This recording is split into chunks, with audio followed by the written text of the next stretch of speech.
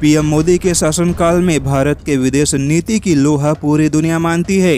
वहीं दुनिया के सबसे ज्यादा सक्रिय नेताओं में पीएम मोदी सबसे आगे हैं। Joe Biden, Vladimir Putin, Xi Jinping, Boris Johnson जैसे नेताओं को पीछे छोड़ पीएम मोदी दुनिया के नंबर 1 नेता भी बन चुके हैं। दुनिया के जिन हिस्से में भारत की विदेश नीति कभी सो रही थी, आज वहां भारत की विदेश नीति दौड़ लगा रही है।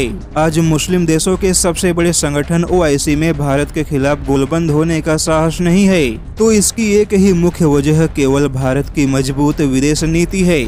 America, Australia, Africa, Latin America, हर जगह भारत चीन को चुनौती दे रहा है, लेकिन फिर भी सेंट्रल एशिया एक ऐसी जगह है जहां पर चीन की पकड़ काफी मजबूत है। वहीं सेंट्रल एशियाई देशों का चीन एक बड़ा व्यापारिक साझेदार भी है।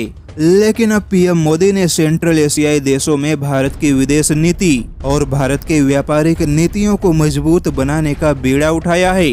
जैसा कि देश के पूर्व प्रधानमंत्री PV नरसिम्हा राव के बाद केवल पीएम मोदी ही भारत के ऐसे पीएम हैं जिन्होंने सेंट्रल एशियाई देशों में भारत की पकड़ को मजबूत बनाने का काम किया है। पूर्व पीएम PV नरसिम्हा राव ने 1993 और 1995 में सेंट्रल एशियाई देशों का दौरा किया था। उसके बाद पीएम मोदी ने सेंट्रल एशियाई देशों के साथ सुरक्षा, संस्कृति, फार्मास्यूटिकल्स, पर्यटन, हाइड्रोकार्बन, ऊर्जा क्षेत्र, सूचना, साइबर सिक्योरिटी और स्पेस टेक्नोलॉजी जैसे कई सारे द्विपक्षीय संबंधों को मजबूत बनाने में मुख्य भूमिका निभाई है। और जैसा कि पहली बार पीएम मोदी 27 जनवरी को सेंट्रल एशियाई देशों के साथ सबसे बड़े शिखर बैठक की मेजबानी करेंगे, जिसमें कजाकिस्तान, किर्गिस्तान, ताजिकिस्तान, तुर्कमेनिस्तान और उज्बेकिस्तान जैसे मुख्य देश शामिल होंगे। लेकिन अब पीएम मोदी के ऐसे शिखर सम्मेलन को लेकर चीन के माथे पर चिंता की लकीरें दिखाई दे रही है, क्योंकि चीन को मालूम है कि भारत ने जहां पर भी शिखर सम्मेलन का आयोजन किया है,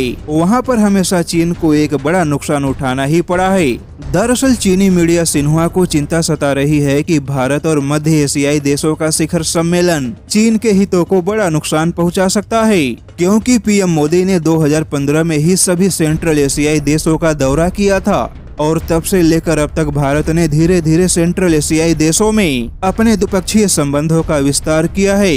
लेकिन अब पहली बार शिखर सम्मेलन का आयोजन होना इस बात का बड़ा संकेत है कि अब भारत सेंट्रल एशियाई देशों में भी चीन को चुनौती देने के लिए तैयार है।